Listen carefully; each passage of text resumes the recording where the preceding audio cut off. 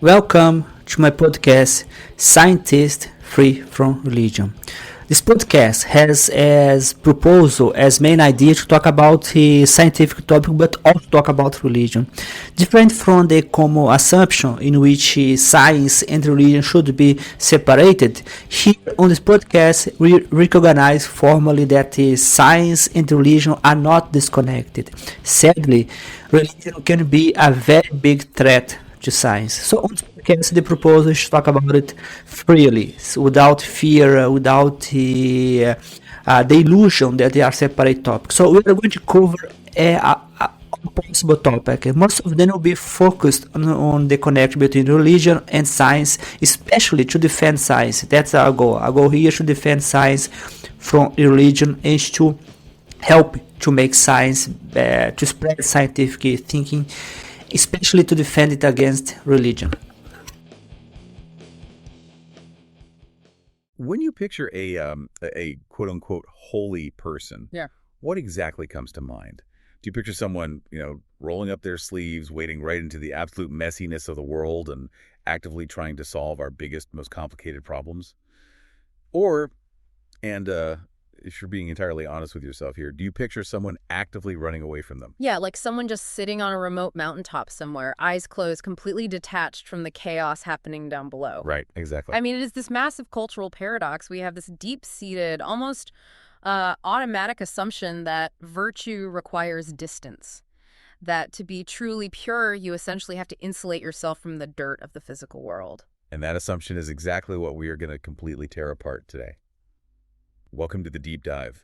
We are unpacking a highly provocative essay today, and it's tailored specifically for you, the listener, who wants to cut through the noise and get straight to the high-value insights. Absolutely. The essay is titled, "How Come Holiness is All About Wasting Your Time with Useless Dogmas and Beliefs?" Which is quite the title. It really is. It's by Dr. Jorge Pires.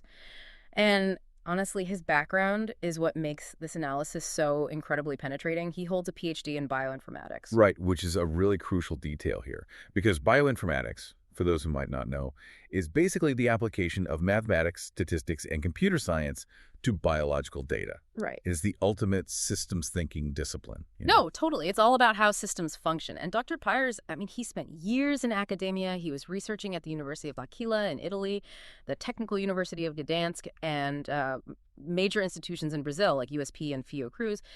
But recently, he made this fascinating pivot. Yeah, he transitioned to being an independent writer, right? Exactly. He started creating series like Science for Non-Scientists and Artificial Intelligence, Democracy, and Critical Thinking. So if you think about it, you have this mind that is specifically trained to look at incredibly complex biological network systems where every input has to serve a function, where energy is strictly conserved.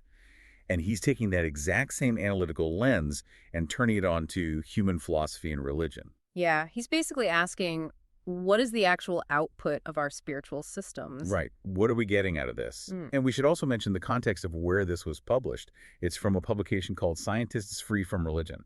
Which is a vital piece of context for a discussion today.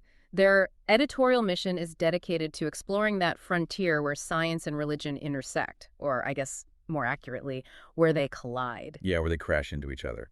And their approach is strictly secular. I mean, they apply scientific methods, evidence, and rational inquiry to domains that have historically been governed by theology. Right, treating religious traditions purely as historical, cultural, and psychological phenomena. Exactly. It's a purely analytical space. Yeah. So there's no appeal to divine authority, no quoting scripture as absolute proof, and definitely no proselytizing. Religion is treated just as an object of analysis. Subject to the exact same rigorous critique as any other human system of thought. Right. And I want to pause here and just quickly assure you, the listener, that our goal today isn't to preach. We're not here to proselytize for or against any specific belief system. Yeah, not at all. We are just impartially deconstructing Dr. Pires' arguments. We're looking at the historical concept of holiness to see if this traditional model of spiritual purity actually serves humanity.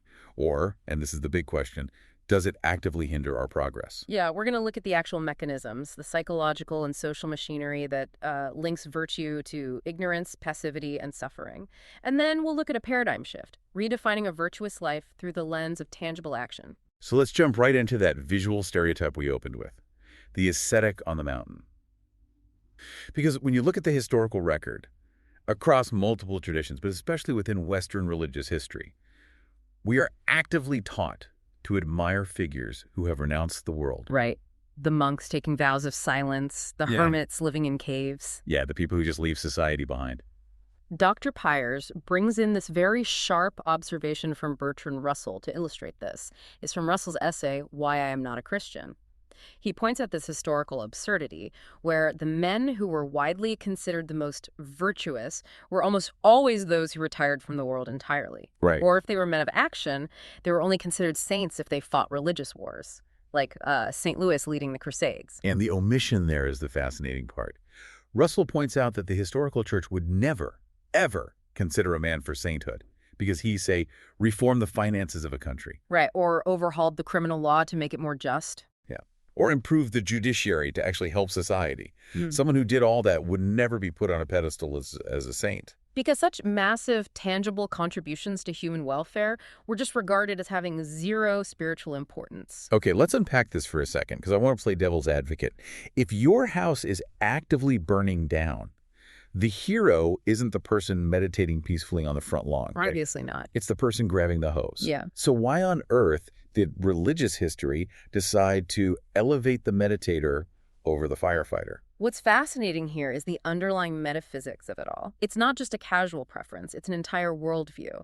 This theology explicitly separates the moral person from the social person.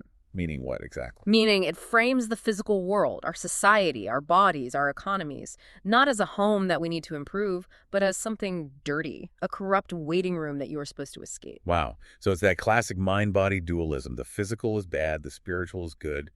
Exactly. And this dualism is deeply structurally embedded in the architecture of the belief system. If you truly believe the material world is inherently fallen or lesser, then applying your energy to fix it is seen as a fool's errand. It's like rearranging deck chairs on the Titanic. That's the perfect analogy. The only rational pursuit under that specific theological framework is to secure your place on a lifeboat. And you do that through abstract spiritual devotion, not by trying to patch the hull of the sinking ship. Which brings us to how this actually manifests today, right? Because we see massive amounts of human energy poured into dogmas, the rigid adherence to rituals, dietary laws, liturgical calendars. Beliefs about the afterlife. Yes, all of that. Let's apply Dr. Pyers' background in bioinformatics here for a second, because I think it helps clarify things. Oh yeah, please do. In a biological cell, if a protein complex just spins in a futile cycle, meaning it's burning cellular energy, or ATP, without actually producing a necessary metabolite, that cell is at an evolutionary disadvantage. It is just wasting vital resources. Right. Nature tends to weed that out. Exactly. And Pyers is essentially looking at human rituals as futile cycles within the social organism. You have millions of people expending massive amounts of emotional, temporal, and financial energy on moral abstractions that yield no tangible output for the betterment of the community. It is the ultimate systemic inefficiency. Yeah. I mean, the irony is just glaring. When you look at massive institutional religions today. Absolutely. You will have a religious institution release this beautifully written, incredibly poetic document condemning global poverty or inequality or environmental destruction. But then when you look at the actual allocation of their wealth, their human capital, their political lobbying power, right, a completely disproportionate amount is spent on policing dogma. Time is wasted arguing over who can marry whom or what specific rituals must be performed, instead of pushing for actual policy changes to fundamentally restructure the society that caused the poverty in the first place. This is where we really have to unpack the psychological mechanism of these dogmas. If we connect this to the bigger picture, take the concept of original sin. It's foundational to so much of Western theology. Mechanically speaking, how does original sin actually function within a population? Well, it functions exactly like a pre-existing generational debt. It's a debt you did not consent to taking on, but you're born owing it anyway. Yes. And crucially, it's a debt that is mathematically impossible to pay off on your own. Right.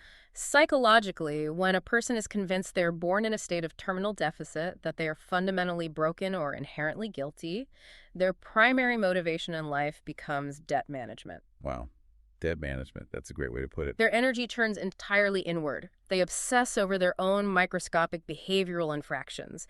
They perform these repetitive rituals to try and artificially cleanse themselves. All while completely ignoring the macro environment around them. I mean, if I am terrified that my soul is in eternal jeopardy because I had a bad thought or because I failed to perform a specific ritual on a Tuesday, I am definitely not going to have the cognitive bandwidth to organize a labor union Exactly. or protest systemic corruption. My energy has been successfully neutralized by the very institution that conveniently holds the keys to my quote-unquote salvation. It is a brilliant, self-sustaining mechanism of social control. Yeah. And when you couple that internalized guilt with doctrines regarding the afterlife, the pacification is totally complete. The afterlife illusion. Right. Because if a population truly deeply believes that their real life, their eternal reward, begins only after they die, and that this physical existence is just a transient, painful testing ground, Oh. their motivation to overthrow an unjust system in the present just evaporates. Why risk your life to fight against an oppressive government or a predatory economic system if you believe that meekly enduring the oppression guarantees you a mansion in paradise? It actively disincentivizes revolution. It literally tells the marginalized, just endure the poverty, just endure the exploitation. The scales will be balanced after you are dead. It's the ultimate tool to maintain the status quo. You pacify the exact demographic that has the greatest incentive to demand social change. But here's the catch. To maintain that level of pacification, to keep people invested in an invisible afterlife rather than the tangible reality right in front of them, an institution has to cultivate a very specific intellectual environment. Right. It requires the active idealization of ignorance. And this is one of the most provocative arguments in the entire essay for me. The idea that to achieve this traditional version of holiness, you are actually required to be intellectually stunted. The author examines this through the lens of Christian doctrine, specifically looking at the association of divine purity with a profound lack of worldly knowledge. The foundational text he points to is that famous statement attributed to Jesus. Unless you become like little children, you will never enter the kingdom of heaven. Which is a phrase we hear constantly. And culture has really sanitized it over the years. We usually interpret it as a call to, maintain a sense of wonder or to be quick to forgive, just remaining innocent. But if we apply a rigorous critical analysis, we have to look at the other inescapable attributes of childhood. What structurally defines a child? Right. It's a profound lack of experience, Yeah. an inability to grasp complex nuance, a total dependency on authority figures, and a fundamental misunderstanding of cause and effect in the adult world. Wait, so Pyers is pointing out that in this theological framework, spiritual maturity is actually equated with intellectual infancy. Yes. That's like saying the best sailor is the one who has never seen the ocean. How did a lack of experience become the gold standard for virtue? Well, the expert analysis here is that this childlike idealization isn't just innocent poetry, it's a structural tool. A paradigm where a lack of worldly experience is the gold standard for virtue creates a very specific type of follower. But surely there is a distinction between innocence and ignorance. I mean, can't someone be deeply knowledgeable about the darkness of the world without being corrupted by it? In a secular philosophical framework, yes, absolutely. But the essay argues that within this specific historical dogma, the two are entirely merged. Knowledge itself is viewed as a corrupting force. Oh, wow. Just remember the foundational myth of Genesis. The fall of humanity is triggered by what? By eating from the tree of the knowledge of good and evil. Right, so the original state of grace was literally a state of total ignorance. Exactly. So if true purity lies in the absence of knowledge, then asking critical questions inherently becomes an act of rebellion. It becomes sinful. It equates submission and docility with holiness. Yes. Because a populace that embraces naivety, that actively avoids grappling with the messy, morally ambiguous realities of adult economics, politics, and sociology, is far, far easier to control. They aren't asking hard questions about wealth distribution or structural power because they've been taught that those concerns are worldly and therefore spiritually degrading. The essay even points out how extreme this idealization became historically. There were periods where individuals with severe intellectual disabilities were viewed as being closer to angels or the divine purely because they lacked the cognitive ability to engage with complex worldly matters. Right. Their literal lack of understanding was worshipped as a state of grace. It's a complete inversion of how human evolution and progress actually operate. And nowhere is this taboo against knowledge more explicitly enforced or more psychologically damaging than in the realm of human sexuality. Yes, this is the most glaring, relatable example of the knowledge equals corruption dynamic. The tension in Christian doctrine between sexual knowledge and spiritual purity is just undeniable. The theology centers heavily on the elevation of virginity. In many of these traditions, virginity is not viewed simply as a physical state or a personal boundary choice. It is elevated to the ultimate spiritual ideal. It symbolizes that untainted, childlike state we were just discussing. So the theological dynamic created here is that the more you know about sex, or your own body, or your natural biological desires, the further you fall from divine grace. This raises an incredibly important question about the psychological facet of this doctrine. Right. How much of society's broad discomfort, shame, and guilt around healthy sexual knowledge is just a direct hangover from centuries of the idea that ignorance of your own body equals holiness? It's a profound structural legacy. And it's so bizarre in a modern context. I mean, today we widely agree empirically that understanding yourself, understanding healthy boundaries, and understanding your biology is absolutely essential for physical and mental health. Enforced ignorance in this area doesn't create purity. It creates severe vulnerability. Yeah, it leads to trauma, the spread of disease, the inability to recognize abuse. But the dogma insists that the less you know, the holier you are. And what's fascinating is how that fear of understanding the microscopic world, the human body, scales up perfectly to a historical fear of understanding the macroscopic world, the universe itself. Okay, here's where it gets really interesting. Because the essay draws a straight line from the taboo of sexual knowledge to the broader institutional suspicion of scientific inquiry. And the prime historical example he brings up is, of course, Galileo Galilei. Right. The classic example of the church persecuting someone for advancing scientific ideas.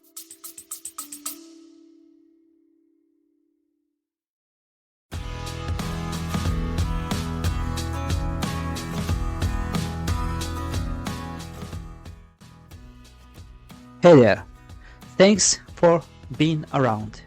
We are going to make a small break. I'm going to share with you my books. I have several books.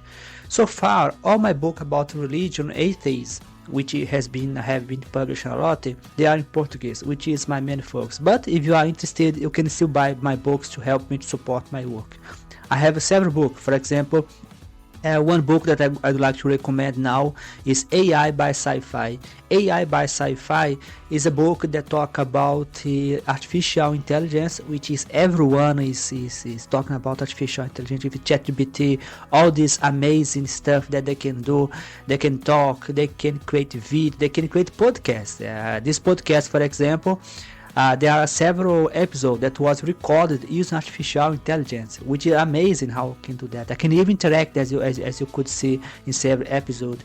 So I would like to invite you to buy my book AI by Sci-Fi. It's available on Google Books, Google Play. It's also available on Amazon. So you can buy my book.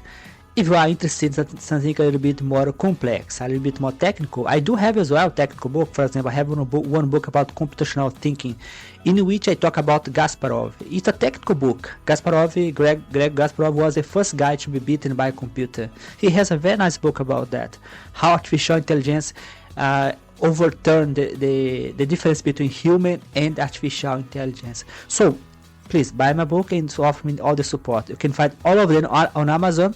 Hopefully, in the future, I'm going to write also about religion, atheism, and science. But I do have a podcast. I do have a blog called the Scientists Free from Religion. The same name of the podcast. And you can find several already publications about several topics in which talk about science, religion, and atheism. So, hope you enjoyed the show. So, let's come back to the show.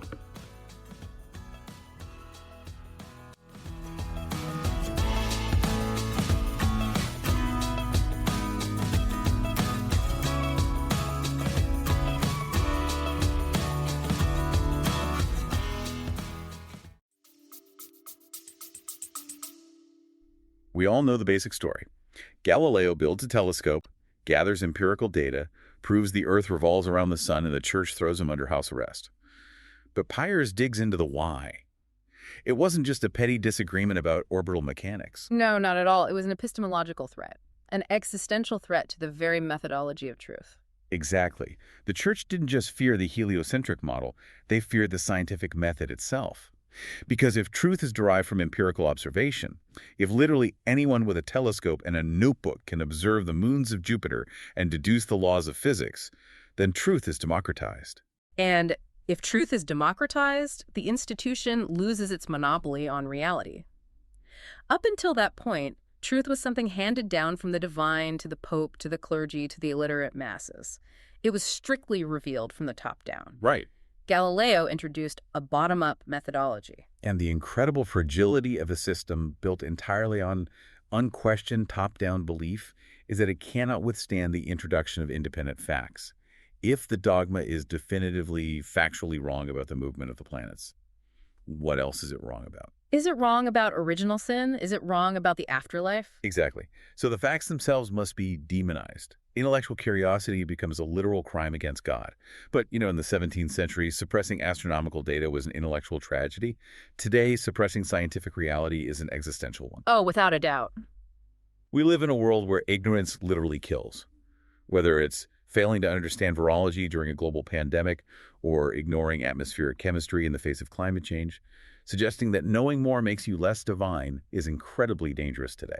When a belief system actively encourages skepticism of empirical data in favor of traditional dogma, it drastically reduces our species' ability to survive. If we choose to remain ignorant about carbon emissions because we believe, God is in control of the weather, our planet becomes uninhabitable. Right. Now, I do want to provide some balance here because it's important nuance, and the source essay acknowledges this too. We are analyzing the historical architecture of these dogmas, but not all modern Christians or religious individuals emphasize ignorance. Right. Definitely not. There is a very robust progressive movement within many global faiths that views spirituality and critical thinking as entirely complementary. Yes. There are theologians and scientists who argue that the scientific method is the greatest tool we have for understanding the universe, and that using that knowledge to heal the planet is actually the ultimate expression of their faith. For them, learning about the mechanics of the universe is a way of honoring it, rather than a threat to their belief. Precisely. However, while that progressive integration definitely exists, the overarching historical dogma still casts a very long, very problematic shadow over our societal progress. And we really have to confront that shadow, because when you take that metaphysical detachment from the physical world and you combine it with an active rejection of practical knowledge, you arrive at the darkest, most disturbing consequence explored in this essay. The glorification of suffering. Yes. This is where the underlying logic of the system reaches its terrifying conclusion. Let's trace the steps logically. Step 1. The physical world and the physical body are inherently fallen and unimportant. Step 2. The only true reality is the eternal afterlife. Step 3. Therefore, physical suffering on earth is not a problem to be solved. It is a spiritual crucible. It fundamentally recontextualizes human pain. It stops being a tragedy or failure of the social system, and it becomes a virtue to be endured. It becomes part of a quote-unquote divine plan. The author critically examines this through the historical legacy of Mother Teresa and the specific Catholic tradition of redemptive suffering. Which is a complex example that requires careful analysis, right? Because culturally, she is universally recognized as the ultimate symbol of selflessness. She's the archetype of devotion to the poorest of the poor. But the essay points to the extensive investigations by medical professionals, journalists, and researchers into her facilities in Calcutta. And the recurring, heavily documented critique was that despite having access to massive global funding, these institutions consistently failed to provide basic, modern medical intervention. Right. There was a systemic lack of profound pain management, proper hygiene protocols, or even attempts to actually cure curable diseases. And the crucial point here is that this wasn't due to a lack of resources or just accidental mismanagement. It was a deliberate theological choice. Right, because of redemptive suffering. Exactly. The theological premise is that by suffering physical agony, a human being is intimately sharing in the passion and crucifixion of Christ. The pain is literally transmuted into spiritual currency. It is viewed as a necessary fire that purifies the soul and brings it closer to God. So under that specific logical framework, giving someone a strong analgesic to eliminate their pain isn't an act of mercy. It is robbing them of a spiritual opportunity. Exactly. The ultimate goal of the institution wasn't medical recovery. It was facilitating a theological experience through the medium of human agony. That is just staggering to think about systemically. If I can offer a metaphor here, glorifying suffering is like a city council telling its citizens that breathing heavy industrial smog builds character and spiritual resilience. Right. It's a brilliant PR move for the factories causing the pollution. It takes the very real physical damage being done to the citizens, reframes it as a twisted badge of honor, and completely neutralizes their desire to protest the factories.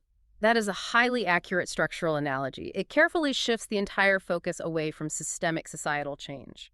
If abject poverty and terminal illness are divine gifts that purify the soul, why would you ever fight to eradicate poverty? Why would you dedicate your life to researching a cure for cancer? Why would you push governments for universal healthcare or sanitation infrastructure? You wouldn't. You turn the individual into a passive recipient of divine will and the world's cruelty, and you label that passivity holy. It is a complete abdication of moral responsibility.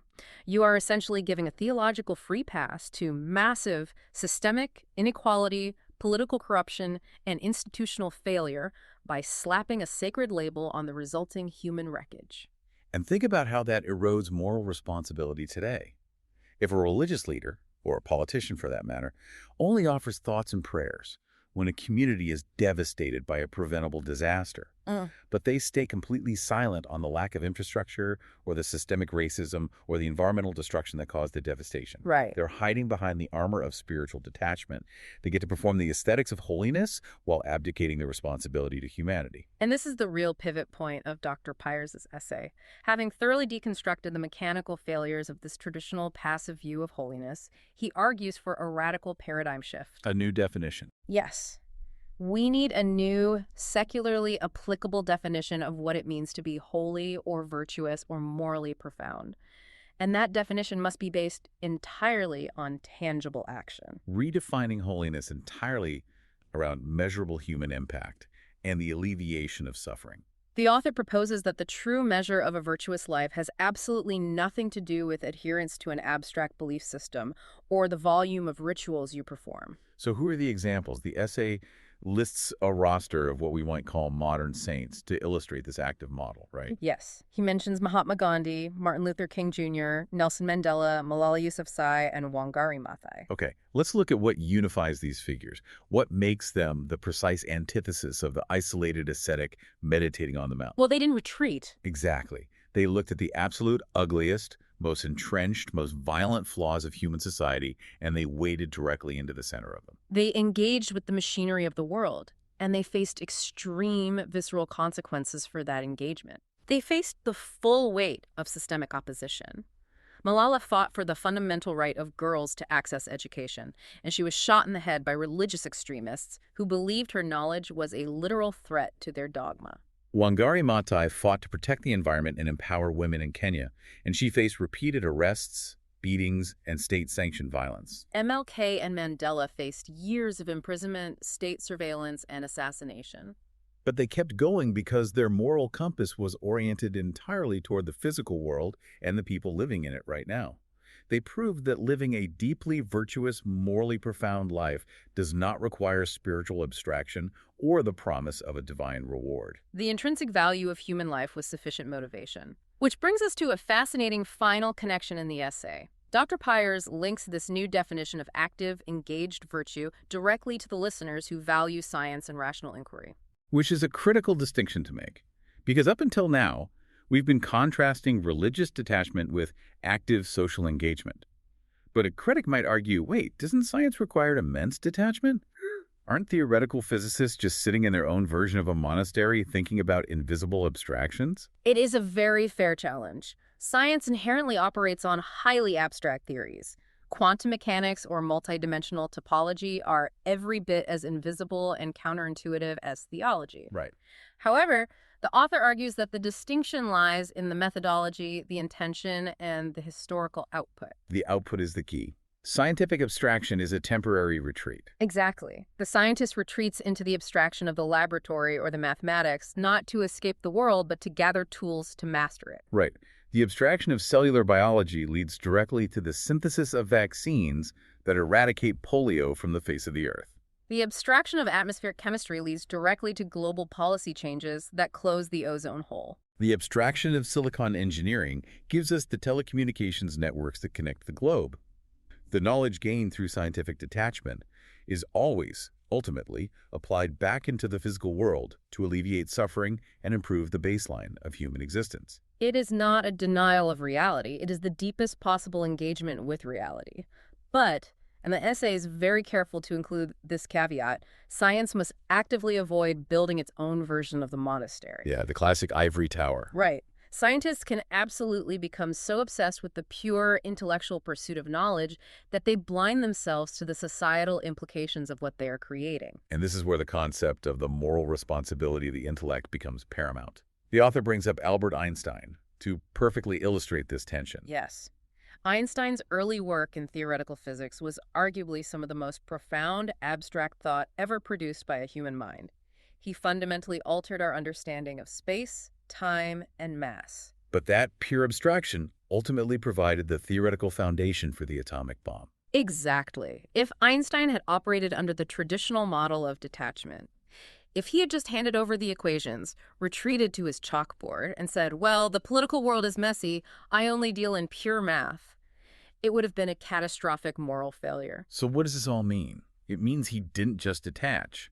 Einstein engaged actively with the horrifying reality of what his intellectual abstraction had made possible. He stepped out of the ivory tower and became a passionate, outspoken advocate for global peace, nuclear disarmament, and social justice. He took profound moral responsibility for the knowledge he helped bring into the world. He understood that even in the highest realms of intellectual abstraction, your work must be tethered to a sense of duty toward the people who actually have to live on this planet. That is the ultimate thesis we arrive at through Dr. Pyre's analytical lens. The distinction between a wasted life of useless dogma and a virtuous life of meaningful impact lies entirely in the result. If your detachment, whether it is religious, philosophical, or scientific, results in passivity while others suffer, it is a structural failure. But if your detachment is a deliberate, temporary tool used to gather knowledge, gather strength, and then return to heal the world, it is the highest form of virtue. Wow. Let's just summarize the immense philosophical ground we've covered in this deep dive, because we went far. We started by dismantling a historical definition of holiness that demanded physical isolation. We examined how dogmas like original sin and the afterlife act as psychological mechanisms to pacify populations, turning their energy inward toward rituals rather than outward toward revolution. We analyzed the dangerous idealization of ignorance and how criminalizing knowledge from human sexuality to astronomical physics serves to maintain institutional control. And we explored the catastrophic moral failure of glorifying human suffering as a spiritual virtue, rather than treating it as a systemic failure to be eradicated. And finally, using that secular, analytical framework provided by Dr. Pyres, we arrived at a modern paradigm, a framework where true virtue is defined by scientific curiosity, practical compassion, and the willingness to wade into the messy, complicated realities of the physical world to enact tangible change. It is a definitive shift from passive endurance to active transformation. And this brings us directly to you, the listener. Why does parsing through all this historical sociology and philosophical mechanics actually matter to your life right now? Right. What's the application? It matters because it is a direct challenge to audit how you are spending your own energy. It asks you to look critically at the systems you participate in. Are you retreating into comfortable abstractions? And those abstractions don't have to be religious, by the way. Exactly. Yeah. It could be the secular dogma of endless doom scrolling, where you consume tragedy but take absolutely no action. Or engaging in highly theoretical political debates on social media that never, ever translate into actual, on-the-ground community organizing. Yes. Are you using your knowledge as a shield to hide from the world, or are you using it as a tool to actively, measurably improve the lives of the people around you? It demands that we evaluate our belief systems, secular or otherwise, not by how righteous they make us feel internally, but by what actions they compel us to take externally. So I want to leave you with a final provocative thought to turn over in your mind. Imagine if tomorrow morning, human society collectively decided to permanently discard the pursuit of abstract spiritual purity. Just completely let it go. If we took all the immense capital, the trillions of dollars, the billions of hours of human labor, the architectural genius, the emotional bandwidth currently dedicated to maintaining dogmas, and redirected it entirely toward the physical world, how would our daily priorities, our national budgets, and our global investments shift overnight? The scale of that reallocation is just staggering to consider. And on a personal level, what is one quote-unquote useless dogma in your own secular life? What is a rigid routine, an unquestioned belief, or a comfortable abstraction that you personally cling to? What is the mental equivalent of that mountaintop retreat that might be stopping you from grabbing the hose and taking real, messy action in the burning house of the world? It is a question that requires some serious, rigorous self-analysis. It truly does. Thank you so much for joining us on this incredibly dense, challenging deep dive. Keep questioning the systems around you, keep demanding evidence, and most importantly, keep engaging with the real world. We will catch you next time.